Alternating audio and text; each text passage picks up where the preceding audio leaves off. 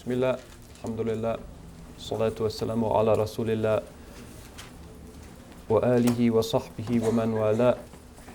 Rabbi yassir wa a'in ya kareem waftah bil haqqi innaka al-fattahul alim.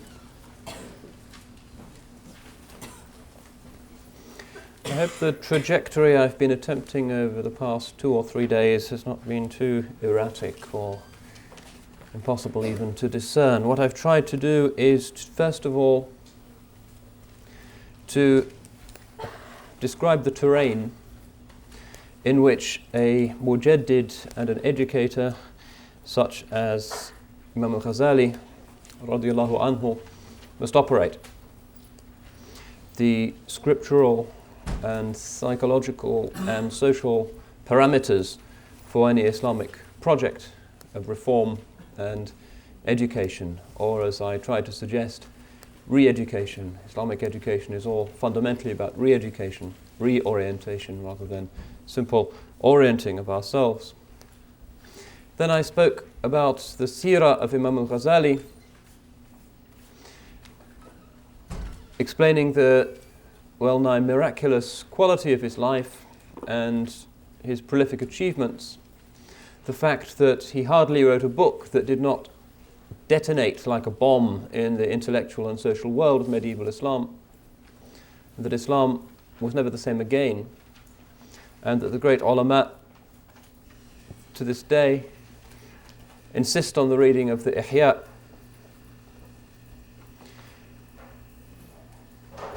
on condition that one approaches it with tawadu', with humility.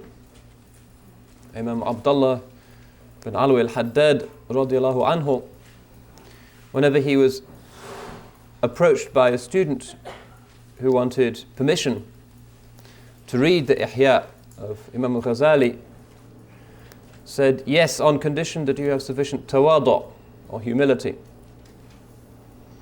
because that was the quality of the Imam himself, and the soul speaks to the soul, and arrogance, snobbishness, self-reliance, self-regard, all of these are qualities that will veil us from any of the depths and the secrets with which the Imam has stuffed every page of his text.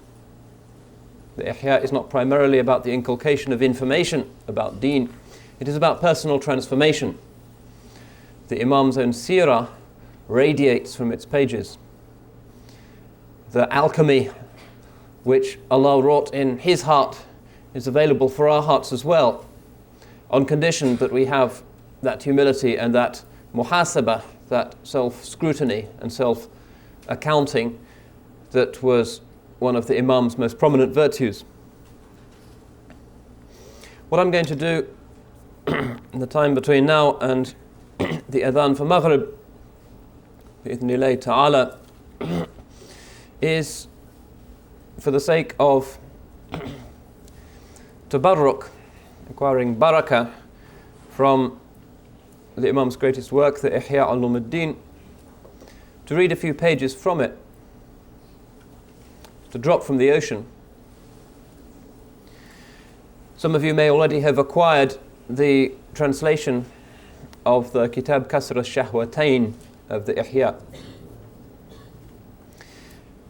This is a book of the Ihya that immediately follows his general explanation of what spiritual war is all about, the stratagems of that war that the warrior must adopt, and the stratagems likely to be adopted by the enemy, alayhi la'na.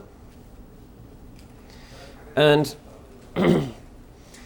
after doing that and explaining the nature of the nafs, the ego, the self,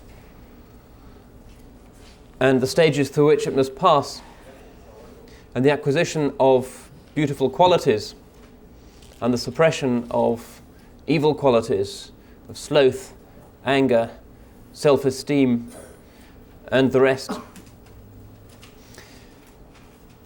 the Imam then moves on to deal with the two most conspicuous passions in the human creature: which are gluttony and lust. And after this book, the Kasra Shahwatain, the breaking of the two desires, he then goes on to deal with some of the more subtle, indefinable, perhaps more resistant human passions.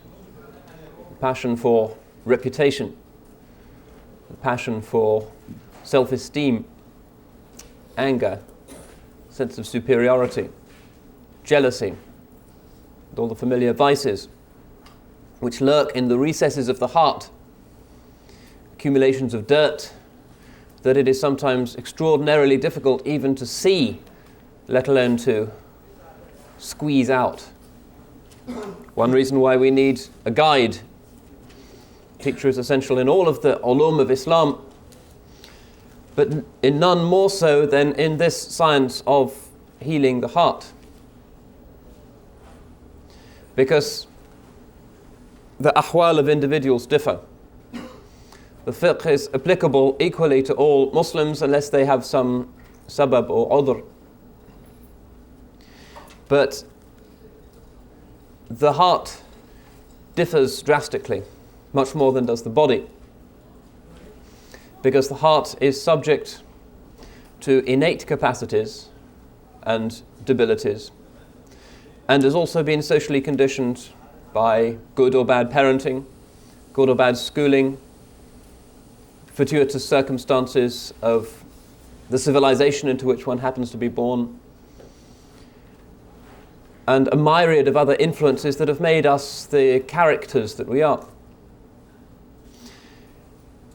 So there is no one medicine and no one prescription for these illnesses of the heart. That's why we need a doctor. We need to go and see one in person, explain the symptoms, and like any good doctor, he will read between the lines of what we say, take our pulse, look at us carefully, draw on his immense experience, and then prescribe a remedy. Not anybody can do that. And of those who can do it, not everybody is as good. Some will openly say that they can treat certain souls and not others. One of the commonest sites in Islamic wayfaring is for the murid to return dejected from a meeting with a saint in whom he had had high hopes, but the saint says, I can't deal with your situation, with your problems. The saint will inevitably attribute the shortcoming to himself rather than to the soul of the patient. But the reality is that there are as many different types of souls as there are human beings, because it is the divine will that he should have created humanity in an indefinite variety of types and forms. So we need a teacher, a murshid, a sheikh, of the type that Imam Al-Haddad outlined so exquisitely in the qasida that we had the privilege to read this morning. And without a guide, those pockets of dirt in the recesses and folds of the heart will simply fester and become worse, because it is the nature of a vice that it is never static. A vice, if left untended, will accumulate and grow. If we allow the nafs a certain weakness on a routine basis, then that routine will become a compulsion. And when we finally try to suppress it, because we are humiliated by its public consequences, we find that it's too late and we simply can't do it, and we are possessed by that vice. So we need a teacher, murshid or murabbi, who can look into our souls and compassionately diagnose a solution. That solution can take any of an indefinite variety of forms, depending on the tradition with which the sheikh is working. It can take the form of certain adhkar culled from the kitab and the sunnah and the words of the purified, repeated a certain number of times. It can take the form of directions concerning one's worldly life, career choices even, the subjects one studies. It can take the form of advice concerning the company one keeps. The type of advice that the true Shaykh, the Murshid al-Kamil, can offer is infinite in its variety.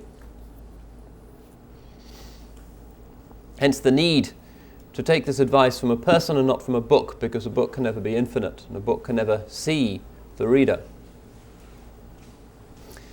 So this is Imam Al-Ghazali's ambitious intention in this book, to try and capture in words and on paper something of this inherently oral, human, transformative science. And in this book that we'll be broaching this afternoon, he looks at the two easiest, but in many cases strongest, human weaknesses. Strongest because they are instinctual and programmed into the human body. And they are not vices in the sense that, for instance, jealousy or hatred or self-esteem are vices. Those are things that are to be extirpated entirely. But the desire for food, the desire for sexual relations are not in themselves vices. This is a case in which what is required is the golden mean, an equilibrium, where the nafs is still, not because the property itself has been eliminated, but because its cravings have been stilled, because it is receiving its minimum requirement. That's why Imam Al-Ghazali has put them together in this kitab. He could have had separate books in the Ihya about them, but they are so similar in terms of their properties that he has put them together, and as we'll see, they are closely related, causally. So at the beginning of the book, and I don't know if any of you have copies with you, in case you do, this is on page 106 of the translation. I will skip the debadger, the hamd and the salat, and begin where he says amma ba'd. And he begins with something quite extraordinary, but he says it without qualification, and it needs to be pondered carefully, because he says, the greatest of the mortal vices which a man may harbour is the desire of the stomach. Incidentally, in this kind of text, the pronouns should be taken as being gender inclusive. This applies equally to females as well as to males. Although the historical reality is that Imam Al-Ghazali's readership was overwhelmingly male. But all of the virtues and vices which he discusses appear in either sex. So he says this extraordinary thing, the greatest of the mortal vices, in other words, mortal in the sense that they lead to eternal death, deprivation of God's presence and salvation, is the desire of the stomach. Greed, here, he puts at the head of his list of vices. Why should this be? Then he goes on, because of it were Adam and Eve, alayhim as-salam, expelled from the abode of permanence into the abode of humiliation and poverty. For although they had been forbidden the tree, their desire overcame them so that they ate from it. وَبَدَتْ لَهُمَا سَوْآتُهُمَا, and their private parts did become apparent unto them. Now, for those of us who have been shaped wittingly or otherwise by what remains of the assumptions of Western Christian civilization, this needs to be thought about carefully. Because, as I tried to suggest in the first talk in this series, we have a very different assumption about the fall. We don't even call it the fall. The departure, perhaps. Exile, possibly, but not fall. Then the assumptions prevalent in the usual, particularly Western Christian matrix. Because the departure from Eden, as we saw, actually leads to a higher state in the case of Adam, which is the khilafah. But the traditional assumption in the West is that that expulsion is associated with human sexuality, and that sexuality is a consequence of the fall, and that to overcome the consequences, the sinfulness, original sin, generated by the fall and by the sin of Adam and particularly Eve, sexuality needs to be reined in or, preferably, extirpated altogether. Now this goes back to Augustine, and it is still normative in Roman Catholic theology. The Orthodox have a somewhat different theory, rather more muted, rather closer to ours. Since we're living in a Christian or post-Christian civilization, we really need to be aware of this. What they say is that celibacy is a proleptic anticipation of the state of the blessed in the kingdom. What they mean by a proleptic anticipation is that it is a lived anticipation. In other words, because the state of the blessed in paradise, after redemption by Christ, is a celibate state, therefore, the blessed in this world are required to anticipate that state by a celibate lifestyle. Hence, the Roman Catholic clergy are required to be celibate. It's not just as they themselves will sometimes seek to claim nowadays, because that would leave them with more time to attend to their parishes. That's not the traditional argument at all. The argument is rooted in their understanding of the human condition and is one of the fundamental presuppositions of their theology. One reason why it's so very difficult for them to abolish it. So, sexuality is a consequence of the fall. Why? Because man is now mortal, therefore he needs to reproduce himself. Therefore, that aspect of human experience is something that is inevitably sinful and connected with our fallen, transient nature and distance from God. Now, what Imam Al-Ghazali is saying here, he doesn't make the comparison explicit because for his world it wasn't terribly important, is that human sexuality really has nothing to do with the fall. The fall is occasioned, on Imam Al-Ghazali's understanding, by desire for the forbidden fruit. In other words, by a kind of gluttony, desire for food. It's that one of the two passions, not the other, that is to blame.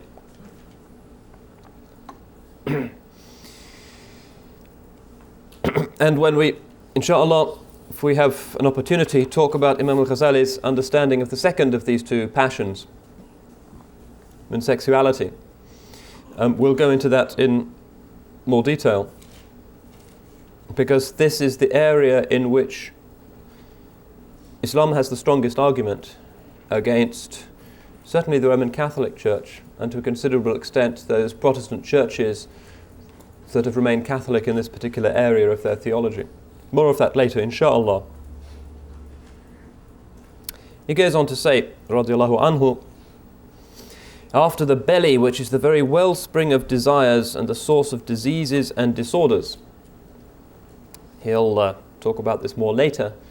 It was understood in classical Islam that most sicknesses and human indispositions come about through a bad diet or through an excessive diet.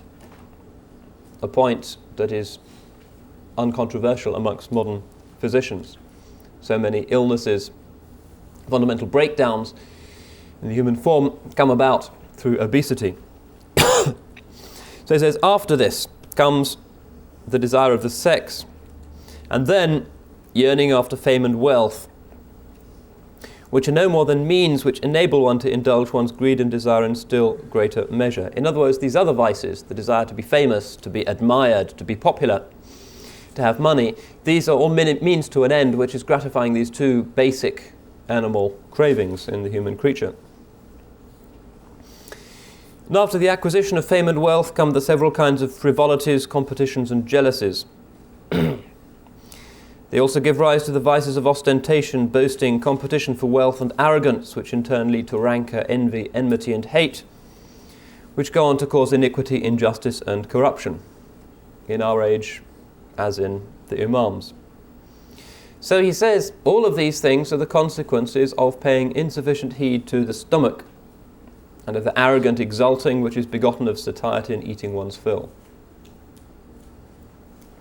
Were the bondsman, the abd, only to humble his nafs through hunger and thereby narrow the courses which the devil pursues within him, it would give itself up to the obedience of Allah subhanahu wa ta'ala and would renounce the way of it, exaltation and excess, so that he would be preserved from being dragged by these things into a preoccupation with the world and into preferring this present abode to that which is to come, and would never be so avid for worldly things. Again, a large statement. He's offering this apparently simple prescription for all of the derivative vices. And this might seem hyperbolic or an exaggeration, but when you think about it, Ramadan has only just passed. This state that he calls exaltation, batr in Arabic, the kind of exuberant, swaggering, is not possible when you're fasting. You can't swagger when you've been fasting all day. Fasting, because it induces hunger and also a sense of detachment from the world, makes you more humble, more austere, more serious, more disappointed with the dunya. You cannot swagger when you're fasting, and if you do, then it's unnatural. And we all know that if we fast properly, these other vices, if we come to think about them, become less common because they are to do with the ego being puffed up. Pride, ostentation, self-regard, myself, the me as the center of the universe. That's much harder when you're fasting. It's when the shayateen are chained, because the domain of the shayateen is the nafs. So even if you're not fasting, if you are to some extent hungry, then the shayateen again are chained, and this kind of confident swaggering through the world, which is the way of modern man, becomes harder. So he begins with this kind of rolling broadside to indicate the enormous significance of this apparently basic religious virtue that he's going to describe.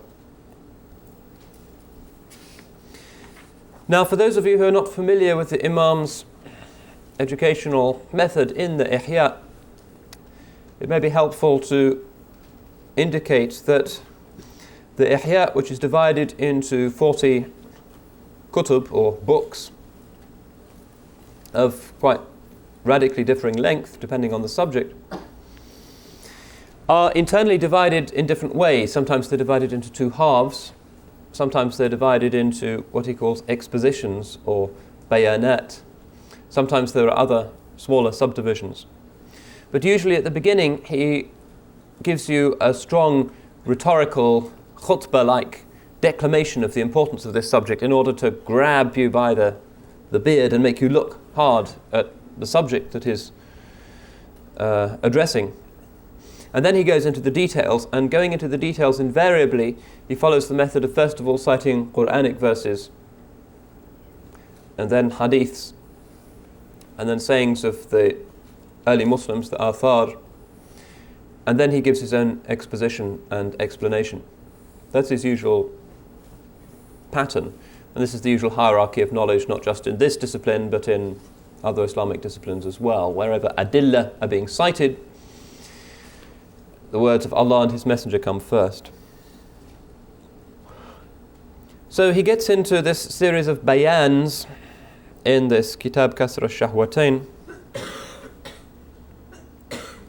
And perhaps at this point I should open another parenthesis and indicate that in keeping with the universal practice of the ulama of Islam,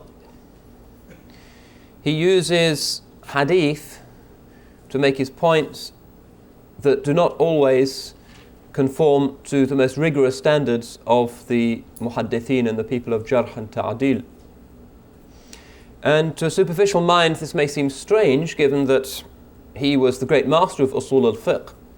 He knew exactly the wujuh al-istidlal, the way in which the dalils should or should not be used.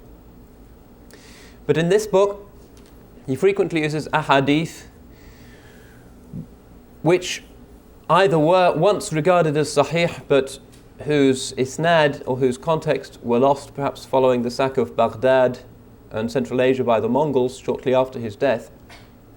This is the view of Shaykh al-Islam Zakaria al-Ansari.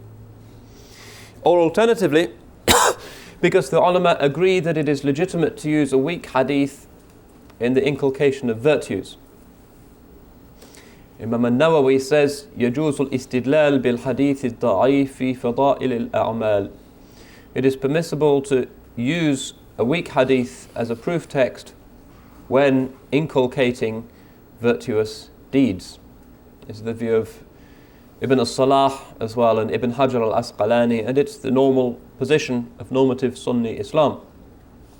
You can't use a weak hadith in order to establish a point of doctrine or a point of law unless you have a large number of those weak hadiths and certain other qara'in whose details can be discussed in the context of usul al-fiqh.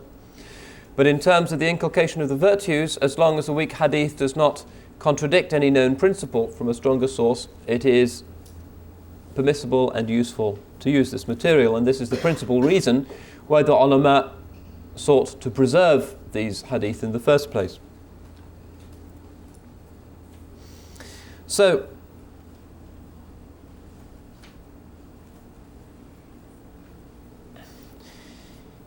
in this section, we find that he offers some hadith to back up his view that hunger is a virtue. Gluttony is the root of all other sins and vices. So he says, in a hadith, the Rasul alayhi salatu wasalam says, a descendant of Adam, this is page 109, can fill no container worse than his own belly.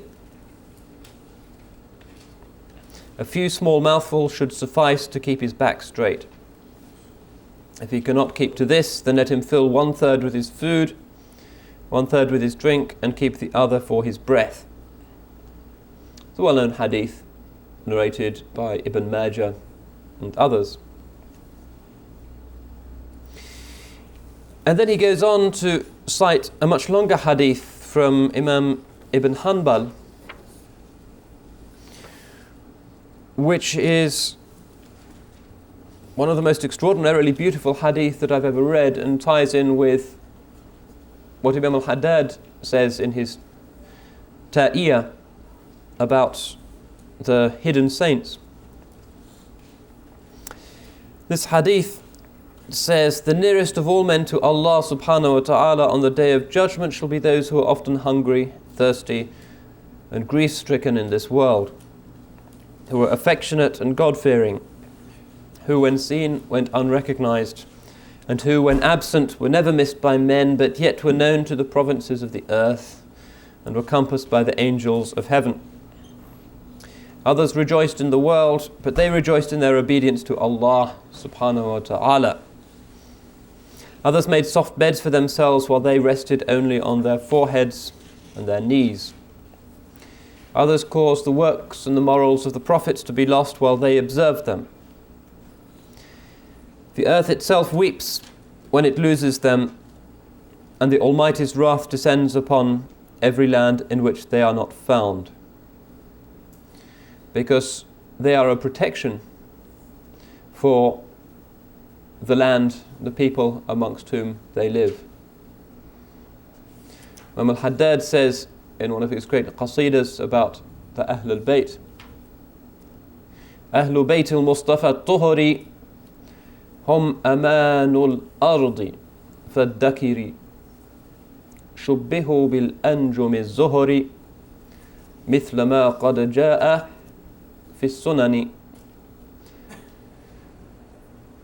The house of the Mustafa, the chosen one, those who are purified, they are a protection, a man for the people of the earth. Know this well. They are compared to the shining stars, as has been handed down in the Sunnah.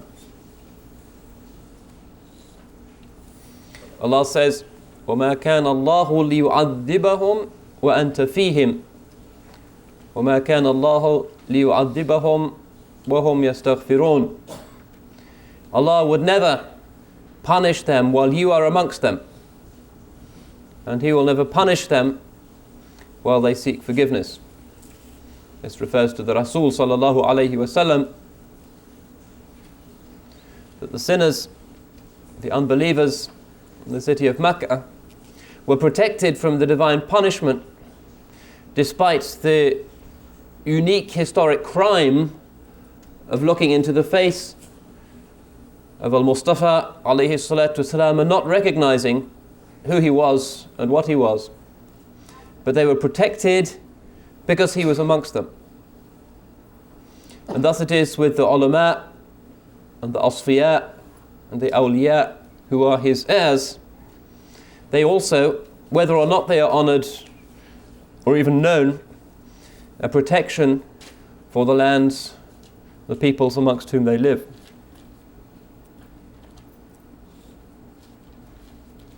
And the hadith goes on.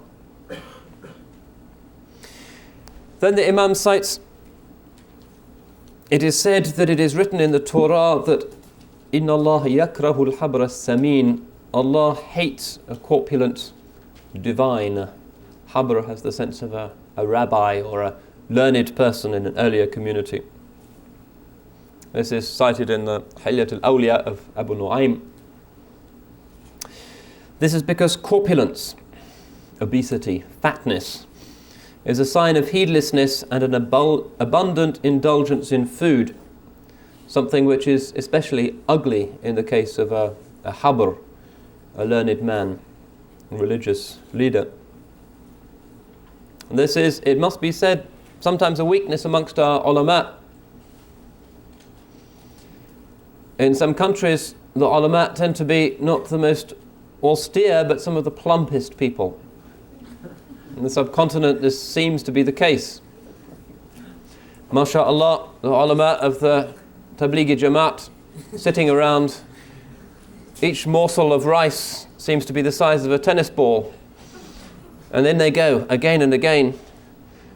And then they give their bayans about dunya. This hadith is warning us about that. In some Arab countries as well, in Egypt, I used to know an alim, very beautiful person, but in Ramadan, after iftar, he would eat what they call saniya kamila min al-basbousa. Those who've been to Egypt will know what that means. An entire big round aluminium tray of a thick sort of glutinous sweet. This is again extremely worrying. So it's for this reason that Ibn Mas'ud radiallahu anhu said, Allah hates a reader of the Quran who has become fat through frequently eating his fill. And he said, sallallahu alayhi wasallam, the believer eats with one gut, while the munafiq ya'kulu bi sab'ati am'a. The munafiq, the hypocrite, eats with 7 guts.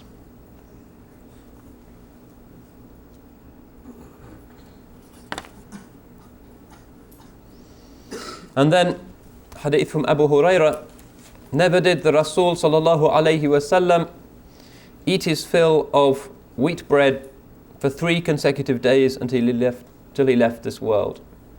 The most basic, nowadays an accessory to food, something that's chucked on the table in great mountains and most of it is wasted, that we just nibble at without even paying any attention to it. But never once in his life was the Rasul sallallahu alayhi wasallam sated even with that most basic commodity. Light years separate us from his practice. Then he cites a traditional wisdom, a hikmah from Sayyidina Luqman. Luqman once said to his son, "O my son, when the belly is full, then the intellect sleeps, wisdom is silenced, and the members of the body are too slothful to perform any act of worship." You're stuffed, you can't eat anything more. All you want to do is sit back and burp, maybe watch the television, read something light, but really you don't want to do too many rak'ahs or read too much Qur'an. This is a universal experience. One reason, of course, for the institution of Taraweeh is to make us think about exactly how much we're guzzling after iftar. If we don't, we pay the price. An hour or so of acute discomfort after Isha. And then he cites a number of sayings from many of the Salaf, and it was particularly a virtue associated with the Salaf that they would cultivate this virtue of hunger. There was a generation amongst the Salaf known as the Bakka'un, those who wept constantly, weeping because of their fear that now that the Rasul and the Sahaba were gone, their memories were no more than shadows, that worldliness would overtake the Ummah, as it was doing with the Khulafa of Bani Umayyah, with so many of the wealthy amongst the Ummah, and they wept. Fear for the Ummah and fear for their own selves, fear of the inevitability of death, the grave, corruption, the defacement of our features in the grave, the terrors of the resurrection, and the greater terrors of the punishment. So they had this khashya, and they wept. And one of the great ones amongst these people was Abu Sulaiman al-Darani, one of the great Bakka'un.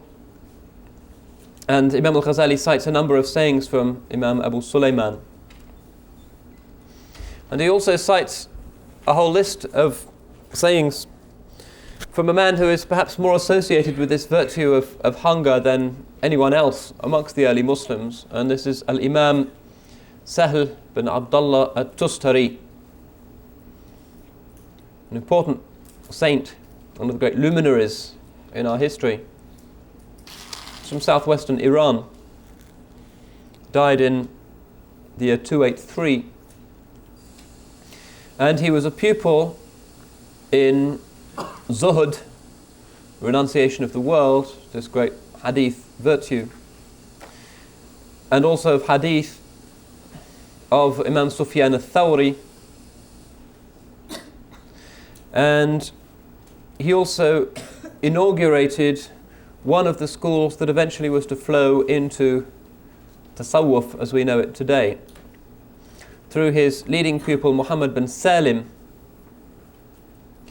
Muhammad bin Salim gave his name to a school known as the Salimiyya, which was a theological and also ascetical school, which had its center in an island in the Euphrates River, known as Abadan, which was a place where people went to study fiqh and hadith, and also to discipline their souls and to learn these virtues of renunciation and of hunger.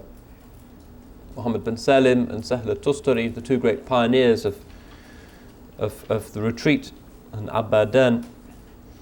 And Sahl was particularly known for having achieved purity of soul through hunger. This was his particular method. So the Imam says here, Sahl al-Tustari used to go for 20 odd days together without eating. 1 dirham would suffice him for the whole year. And regarding the hadith of 1/3 for one's food, in other words, you leave 1/3 of what your stomach for your food, 1/3 for drink and 1/3 for your breath. This is in the sound hadith, where the Rasul himself commends this virtue of frugality. Sahl said, whoever exceeds this, what he is eating is in fact his own good works.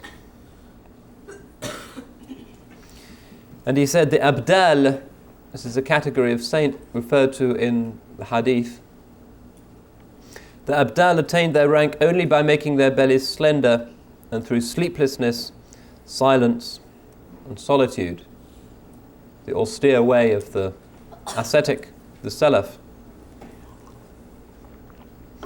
And he said the beginning of every virtue sent down from heaven to earth is hunger, and the beginning of every vice which exists between the twain is eating one's fill.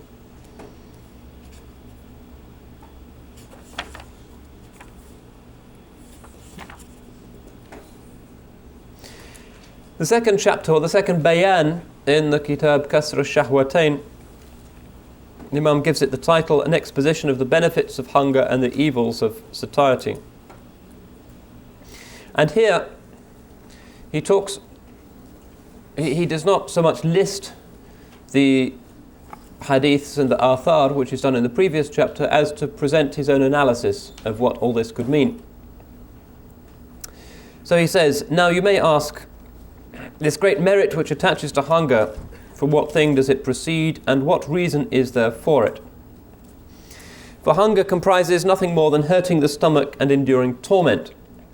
And if there be reward in such things, then man should be rewarded generously for every hurt which he sustains, including blows which he inflicts upon himself, cutting his own flesh, swallowing loathsome objects, and similar actions. You should know, however, that such words resemble the statement of a man who takes and profits from medicine, and who, declaring that its benefit proceeds just from its unpleasantness and its bitter taste, then takes to swallowing everything which tastes unpleasant.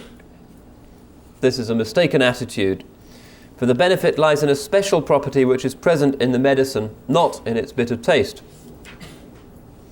Just as the physicians alone are aware of this property, so too is the reason for the beneficial nature of hunger known only to the great scholars.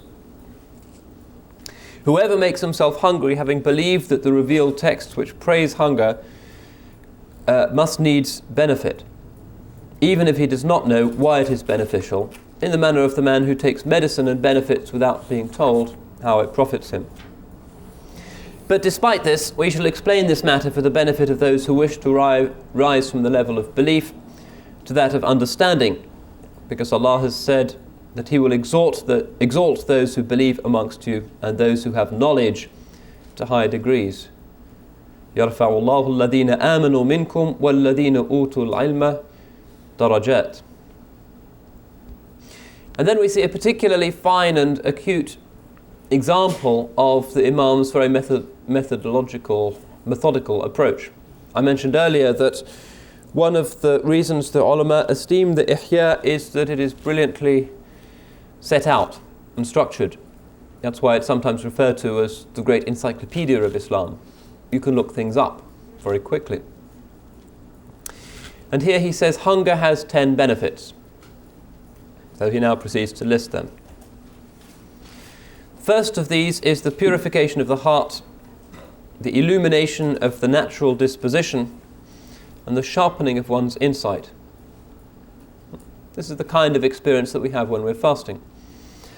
For satiety, eating one's fill engenders stupidity and a blindness in the heart, and increases the vapours of the brain to produce a form of intoxication, so that the sources of thought are repressed, and the heart finds it a burdensome thing to think and to perceive things with any rapidity. A child, when it eats too much, becomes unable to memorize things, and its mind is corrupted so that it becomes slow and dull-witted.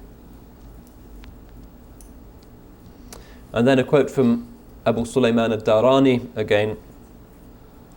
Make yourselves hungry, for this abases the soul, softens the heart, and yields heavenly knowledge.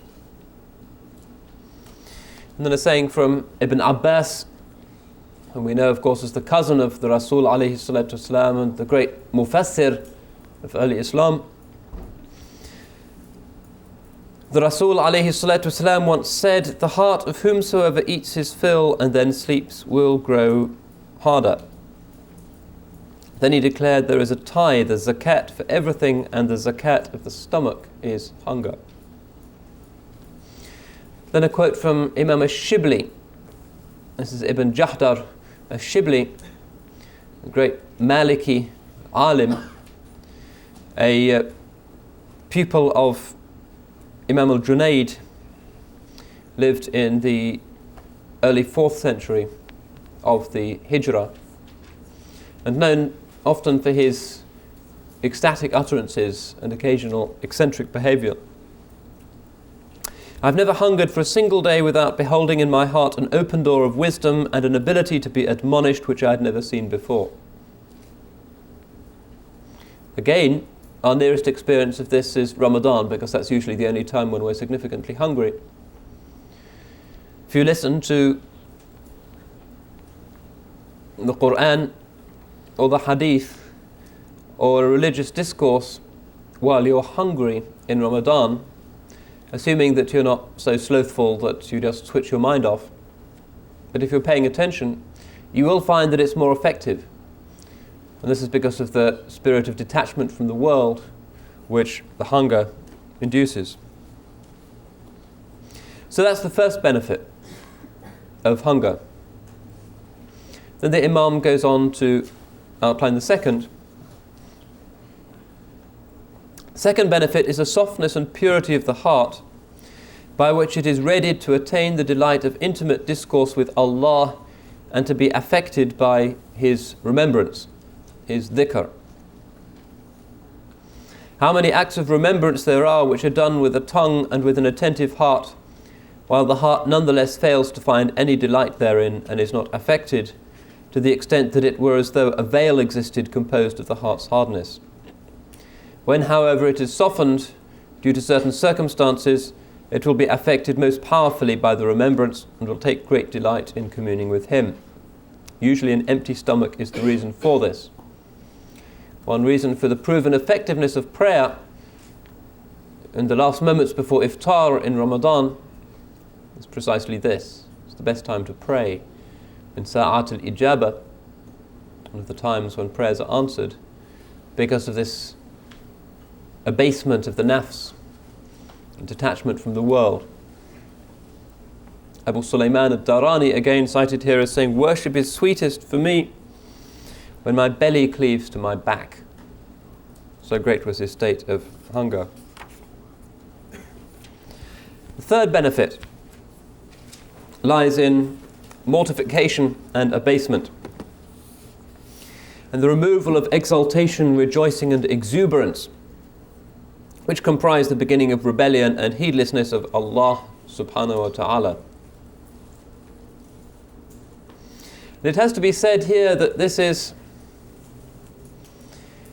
one of the principal reasons for the state of trivial exuberance and exaltation which one finds in the wealthy countries of the modern Western world. Everybody is permanently full. People think it's a catastrophe if they go for 3 or 4 hours without at least snacking. Grazing is the order of the day. The refrigerator door breaks, so often is it opened. Nobody is happy, even if they're at work or studying, unless there is a bucket-sized cup of Coke in front of them from which they take a sip every few seconds. So appalling is the idea that we might, for even a microsecond, be deprived of the gratification of this particular human urging. I gather that Cadbury's chocolate recently spent £800,000 developing a new kind of wrapping that diminishes the time it takes to open the bar of chocolate by 2 seconds. Worth £800,000 to do that in order to reduce that quite shocking, blasphemous delay between desire and gratification. That's the nature of our civilization, and it would be funny but for the fact that a third of the world's population is hungry, not as a religious virtue, but because they live in settlements where they have to walk 2 or 3 hours before they can even get water, where a significant proportion of children die of malnutrition. And I wonder if they know what's going on in those jets that fly high above them, taking the bloated representatives of Western civilization as they tuck into their airline meals to some center of indulgence in the Seychelles or Goa or wherever. And this is a grave thing in Islam because the poor were a concern of the Rasul alayhi salatu wasalam. From the beginning of the Risala, one of the earliest themes, along with the fundamental themes of Tawheed and the negation of Shirk, is it'amut ta'am, feeding the poor. But the modern world pays no attention to that. The modern world is concerned with dieting. How would one explain to a starving peasant in Bangladesh or Chad what it means to diet? What would they think of us if they knew how many zillions are spent on new diets in the West? Or even more obscenely, on medications that enable you to eat as much as you like without getting fat. What does it mean in the third world for the elite to drink diet Pepsi? What on earth could that signify to those whose life is a constant worry about where the next morsel will come from for their families? This is the great iniquity of the modern world, and it makes a nonsense of all talk of progress, that there should be this widening gulf between rich and poor, between fat and thin. The gross national product of Tanzania, a substantially Muslim country, is 2.8 billion pounds, which has to be shared between 30 million people. The annual income of Morgan Grenfell, the merchant bank, 2.2 billion pounds, which is shared amongst 160 people. Such are the extreme, absurd injustices of the modern world, and they are becoming more extreme and more unjust and more anti-prophetic with every passing moment. This is the reality of the New World Order. The fat become still fatter, and the thin become still more desperate. So this is his third benefit, he says, lies in mortification and abasement and the removal of exaltation, rejoicing and exuberance, which comprise the beginning of rebellion and heedlessness of Allah subhanahu wa ta'ala. For the soul is mortified and abased by nothing more effective than hunger, which when it prevails causes it to have placid trust in its Lord and fear of Him, and to be aware of its helplessness and abasement when it weakens and becomes desperate for the morsel of bread which it misses, so that the whole world appears dark to a man because one drink of water did not come when he desired it. For as long as he fails to behold the baseness and helplessness and dependence of his own soul, he will be unable to behold the glory and power of his Lord. His saving felicity therefore lies in his seeing himself at all times to be base and helpless, and his Lord to be rich, glorious, mighty and powerful.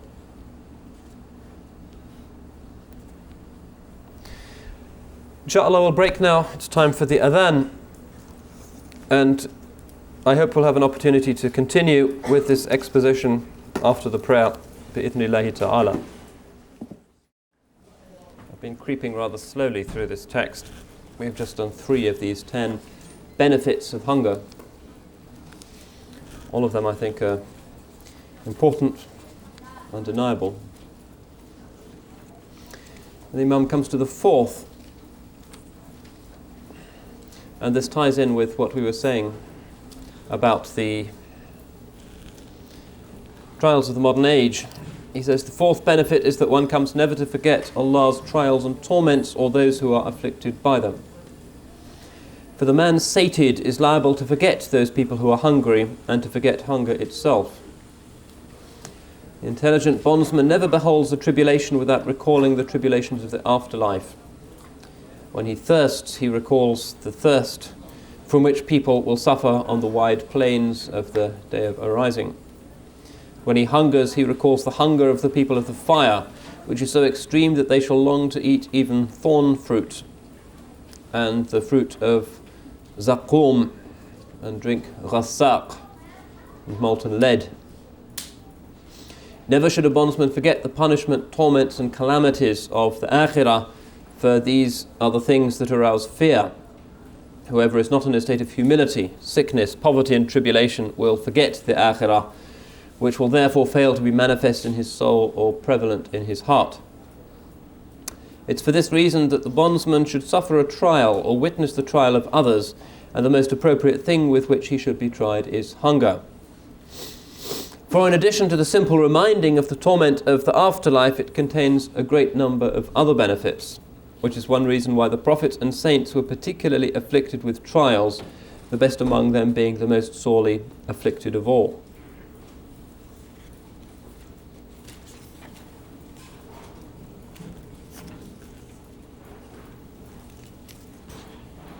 To remember those who are hungry and needy is therefore one of the benefits of hunger, since this condition will conduce to compassion, feeding the hungry, and charity towards God's creatures. The man who is sated, by contrast, is heedless of those who hunger.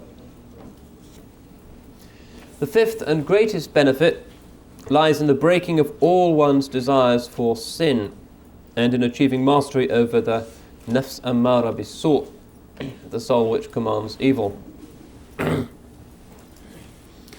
Remember, this is the lowest of the 3 degrees of the self of which we spoke yesterday. For all sins originate in one's desires and strengths, the stuff of which is food in every case. When one eats less, every one of one's desires and strengths will be enfeebled. The saving felicity, the sa'ada of man, consists entirely in the control he wields over his own soul, while damnation and misery ensue when his soul, his nafs, controls him. Just as you cannot master a stubborn riding beast without weakening it through hunger, for when it eats its fill it becomes strong, obstinate and defiant, so it is with the nafs. Then he gives a quote from Dhunnun al-Misri, another of the great early Muslims, early Sufis. He was from the Sa'id, from Upper Egypt, although he travelled extensively. He dies in the year 245 of our calendar. And he is credited with first having expounded in a systematic form the ahwal and the maqamat of the path. The names of these are there in the Sunnah, but this particular differentiation was made particularly clearly by Imam Dhunnun al-Misri for the first time. The ahwal, just to remind you, are fleeting states, frequently of an emotional, affective nature, which come and go rapidly in the life of the believer. Whereas the maqamat are semi-permanent stations, rungs on the ladder, where one may spend some time. 7 of them we mentioned earlier: tawbah, sabr, tawakkul, mahabba, rida, and so on. And this differentiation between fleeting and semi-permanent spiritual conditions was made with particular clarity by Imam Dhunnun. Anyway, so Imam Al-Ghazali is here citing him as saying, "Never have I eaten my fill without then committing or wishing to commit some sin."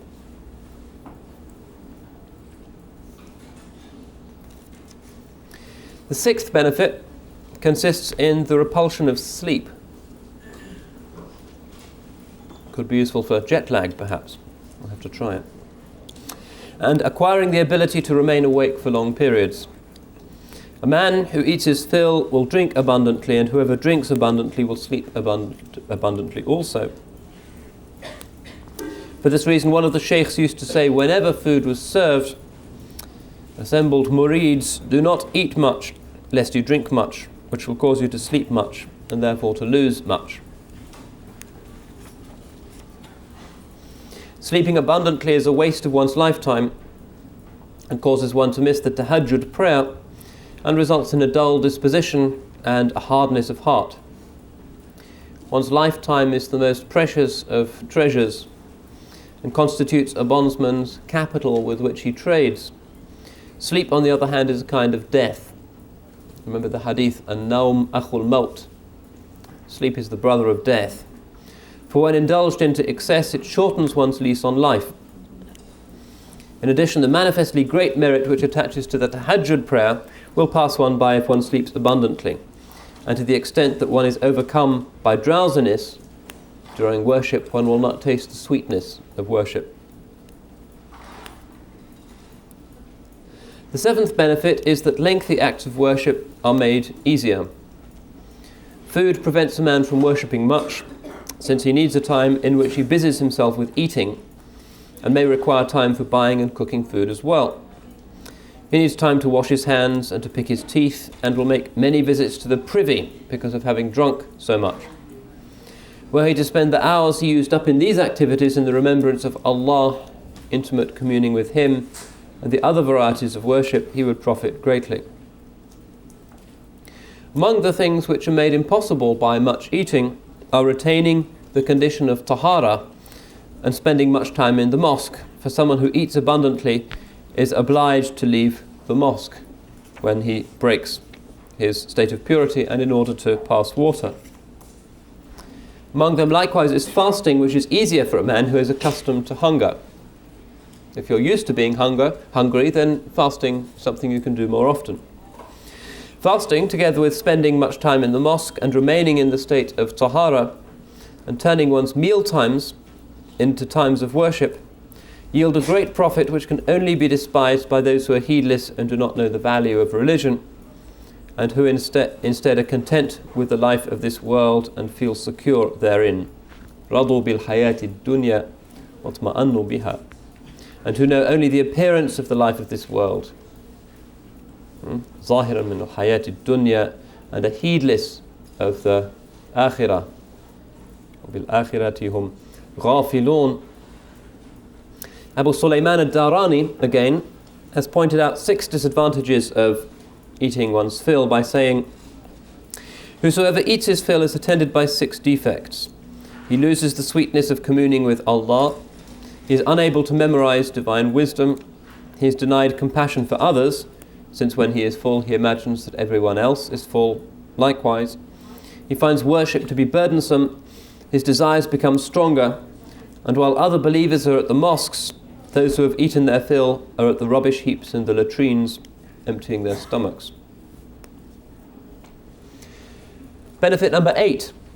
This is the bodily health which results from eating little. For many diseases are caused by overeating and by the presence of a residue of humours in the stomach and the arteries. Illness prevents one from worshipping, it distracts the heart and stands in the way of remembrance and reflection. It spoils one's life and obliges one to submit to bloodletting and cupping, and to drinking medicines and seeing physicians, all of which requires money, which in turn can only be obtained through things which require that one exhaust oneself in avoiding various kinds of sins and desires. Hunger makes all of this unnecessary.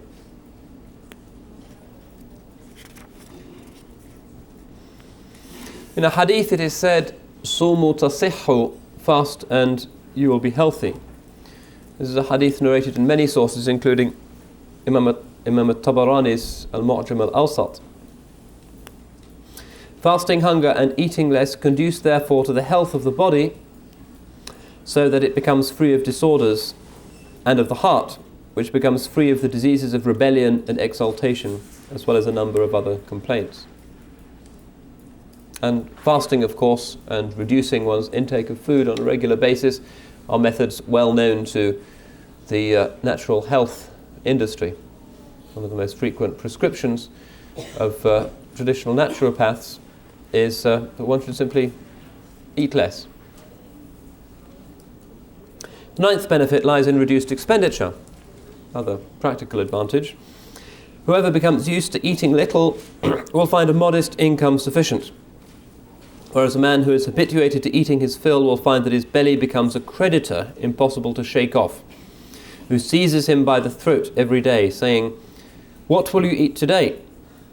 Therefore will he be compelled to enter into all sorts of activities, neither earn from unlawful pursuits, so that he sins, or from lawful ones, which will involve him in humiliation and exhaustion. He may even need to direct his wishful gaze towards other people.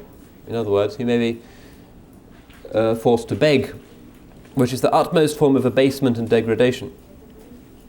A believer's needs are few.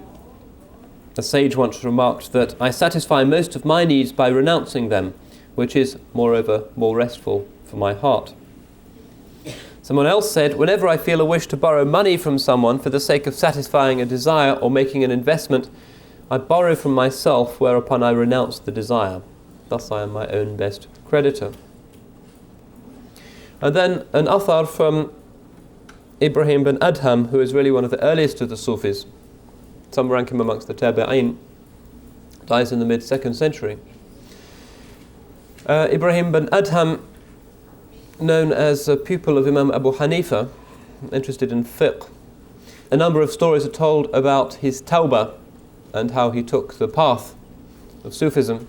Perhaps the best known is that he had been a prince of the city of Balkh, which is in Khorasan, present-day Afghanistan, who worshipped amid the splendour of his palace, worshipped quite assiduously.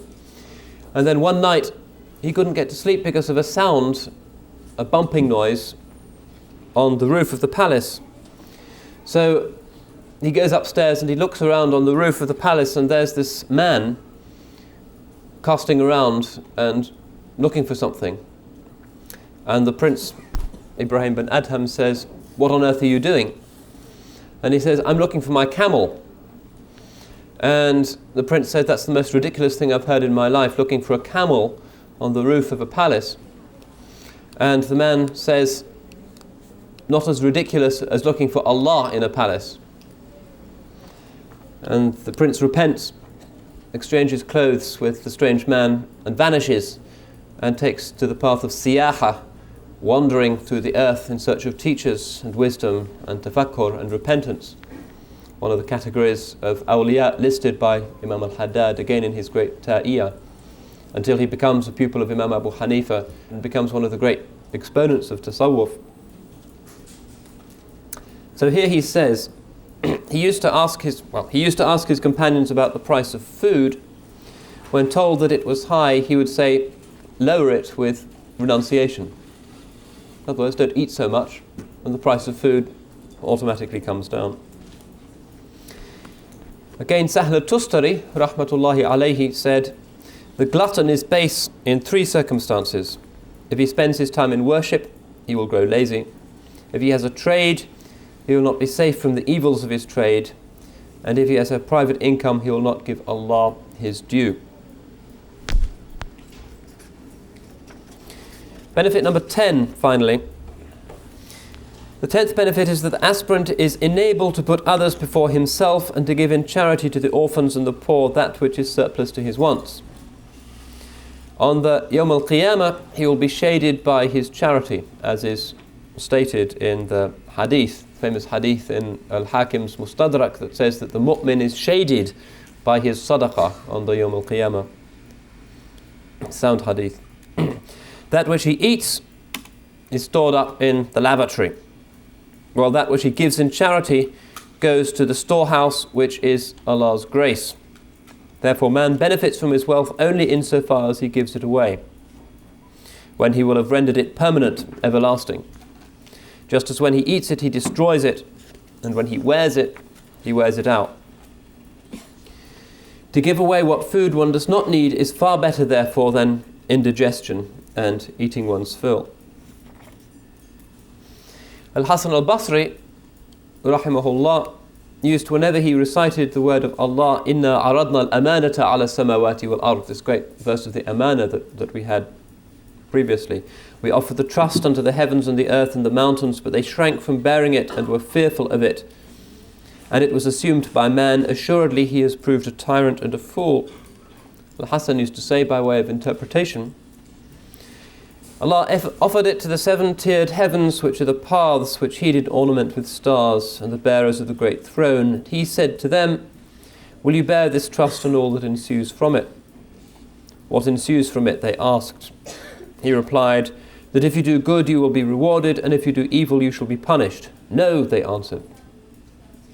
Then he offered it to the earth in the same wise, and it refused also.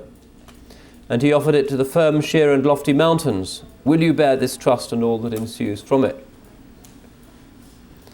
"What ensues from it?" they asked, and he mentioned the reward and the punishment once again, and they refused. Then he offered it to man, who accepted it. "Innahu kana zaluman jahula," truly he has proved a tyrant and a fool. A tyrant against himself, and a fool concerning the commandments of his Lord.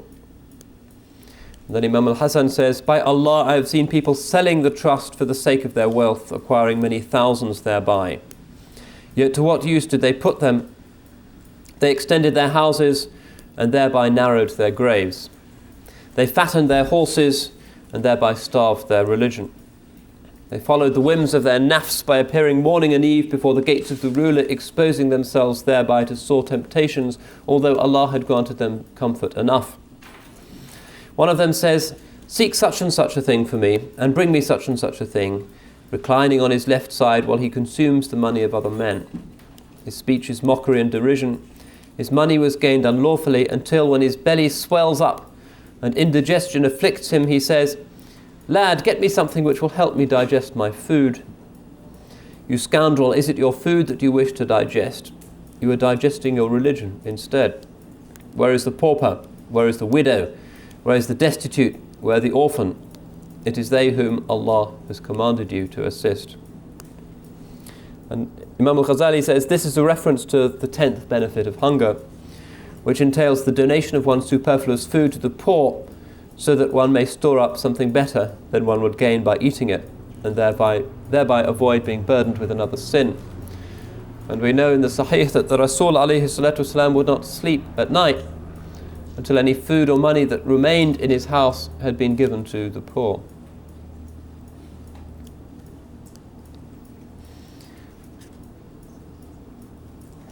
And then he concludes this impressive chapter by saying, such are the 10 benefits of hunger. Under each one is subsumed countless subdivisions of incalculable advantage. For hunger is a great storehouse of the benefits which help one in the akhirah. As one of the Salaf declared, hunger is the key to the akhirah and the gateway to renunciation, while eating one's fill is the key to the world and the gateway to greed. This is very evident from the hadiths which we have cited, which we may understand with insight by studying the details of each benefit so that you rise above the level of mere faith. However, if you do not come to learn these reasons but simply believe in the merit of hunger, you shall be at the level of those who receive their faith through imitation, taqleed. Wallahu a'lam. I think unless the organisers decree otherwise, I will use the last few minutes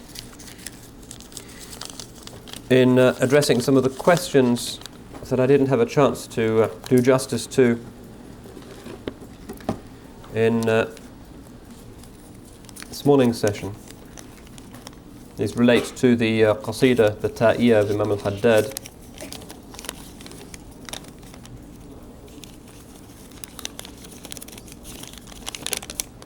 One of the advantages of this system of having everything on scraps of paper is that one can, through a discrete sleight of hand, suppress the questions that are simply too difficult. You don't have to say La Adri all the time, as Imam Malik did.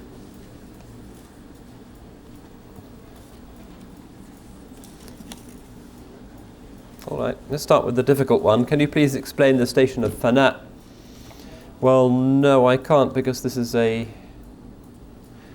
Hala Dawqiyya, which cannot be expressed in words.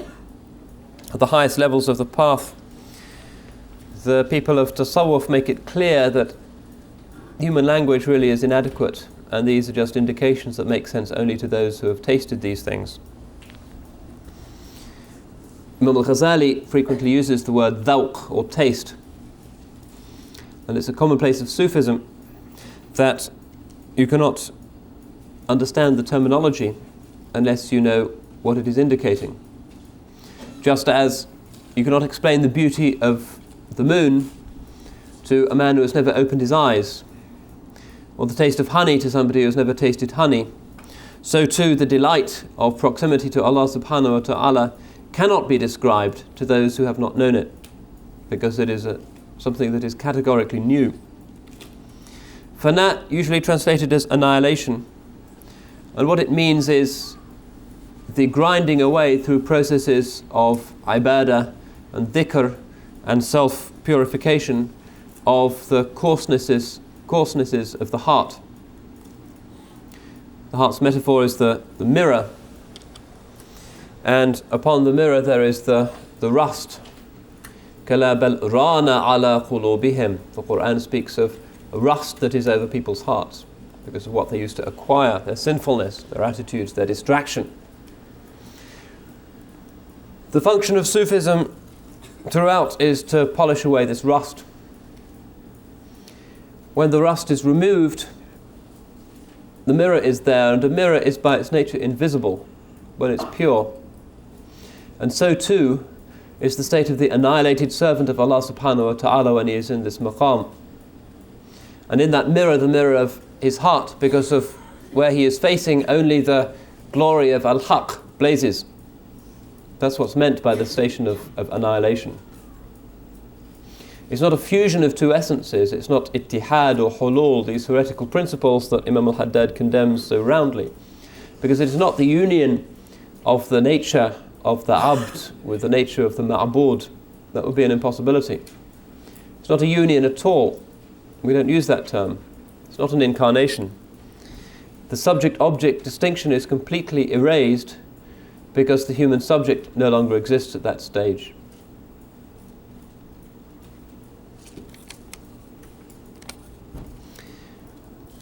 A more down-to-earth question, isn't taking bay'ah a political allegiance for a khalifa? Why is it necessary in a tariqah? Well, we know that the Sahaba obeyed the Rasul alayhi salatu wasalam, not just in some areas of their life, the political area, but in every area of their life. When he gave them spiritual instruction, recommended certain practices, particularly to the Ahl al-Suffah, they were required to obey. So it is also when one has a spiritual director that one accepts his instructions, or else you get into trouble. As it is with the acquisition of any science. If you're being taught medicine, you accept the instruction given to you by your professor. And if you don't, and you try and work things out as a student by yourself, you're likely to make a terrible hash of things. There's no law preventing you from doing that, possibly. Nonetheless, it's not recommended. And in the science of the qulub, of the hearts, it's even more important that one has a relationship of fealty, of due obedience to the one who has traversed the landscape, takes you by the hand and takes you through a terrain that he knows and that is unknown to you. So bay'ah, yes, one makes bay'ah of the Khalifa, but there are other forms of bay'ah as well that are no less well established in our traditions.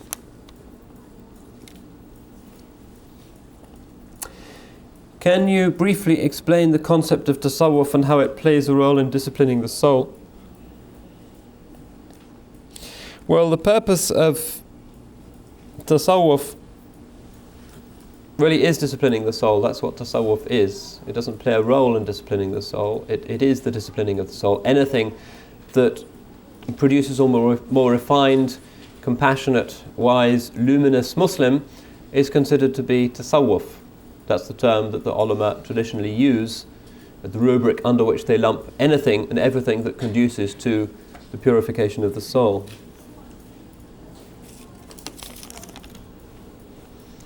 See what we have here.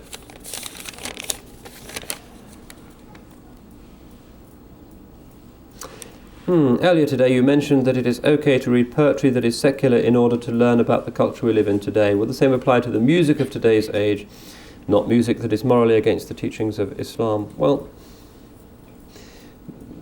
the message of music is primarily affective rather than in the lyrics. I would regard it as legitimate to know about the musical culture of the West insofar as one has to understand the processes of communication in the world in which we live, and also the influences which are coming to bear on the new generation of Muslims, the Islamic world as well as here, and also the influences which are coming to bear on our children. Whether we like it or not, the majority of young Muslims in this country listen to music. We have to know exactly what kind of music are likely to be poisonous and which are less damaging. So yes, we do need to know this.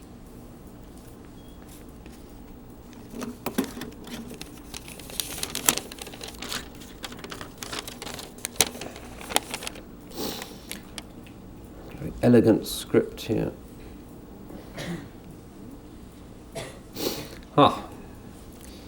This is an American question. Can you please address the question of fatness in women? Remembering Sayyidatna Sauda. Yeah, one of the earliest of the Prophet's marriages was to Sauda, and she is remembered for having been a stout woman. Well, there is a stoutness that is comes from the constitution. Some women eat very little, or men eat very little, but they're nonetheless big. And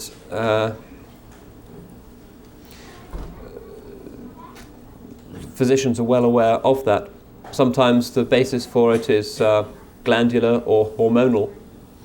Sometimes the basis for it is that they just have a very large physical frame, or they're very muscular.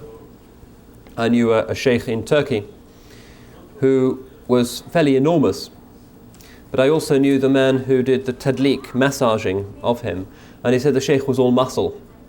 Doesn't know where it came from, but there was no fat on him, it was all muscle. He was like a rhinoceros, as the man described him.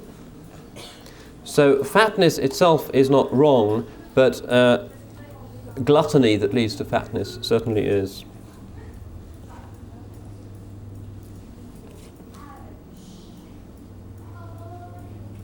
I've been taught when covering Futuh al-Ghaib that the fall should not be seen as shameful because it always the will of Allah, and the text discussed a tablet that certain servants know about, such as prophets alayhimus salam, and it was written there that Adam alayhis salam would eat from the tree, and he knew that, so he was actually obeying the commandment of his Lord. So I'm somewhat confused. I don't see why this is confusing.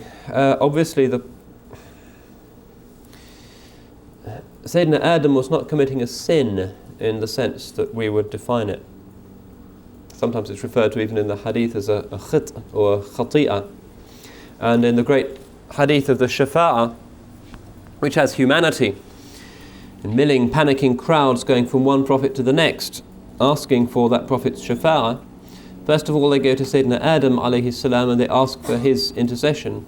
And he says, Nafsi, Nafsi, I committed a sin which was eating from the tree, and I am preoccupied with that and have not time for others. And then they go to Sayyidina Ibrahim al-Khalil, who told untruths 3 times when he said, for instance, Bal fa'alahu kabiruhum hadha, when he pointed to the large idol that he claimed to destroy the smaller idols, and this is a lie which is apparently a wrong action.